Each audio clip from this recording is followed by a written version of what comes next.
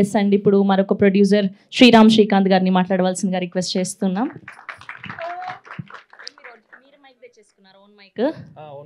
Okay, very good. So అందరికీ నమస్కారం. నాకు చాలా హ్యాపీ అనిపిస్తుంది.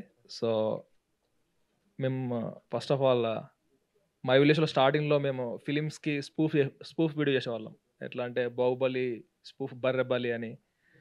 ఈవెన్ నేను పెళ్లి చూపులు మూవీకి కూడా నేను ఒక స్పూఫ్ వీడియో చేసిన, బట్ అది ప్రైవేట్లో ఉంది. యాక్చువల్గా ఆ వీడియోకి పర్మిషన్ కూడా అడుగుంటే మద్రాసు గారిని ఒక మ్యూజిక్ యూజ్ చేసుకున్నా ఇంకా.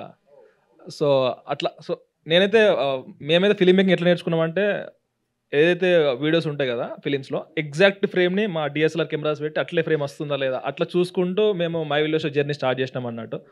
సో స్పూఫ్ వీడియోస్ కాకుండా మెల్లమెల్లగా ఒరిజినల్ వీడియోస్ చేసుకుంటూ వచ్చేసి ఫస్ట్ టైం అండ్ ఒక బిగ్ ప్లాట్ఫామ్ G5లో అయితే ఇట్లా ఓటీటీ సిరీస్తో అయితే ముందుకు వస్తున్నాం.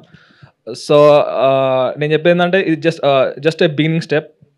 ఒక నేర్చుకోవడానికి కానీ ఇది ఇంకా ముందు అయితే ఇంకా చాలా ఒక కంప్లీట్ ఇదన్నా కొంచెం మేము అంటే మా విజన్ ఏంటంటే, కంప్లీట్ పల్లెటూరు నుంచి వెళ్ళి even post production DI and something everything కూడా అక్కడ విలేజ్ నుంచి వెళ్ళి కూడా చేసి ఒక మూవీతో రావాలని అనుకుంటున్నాం.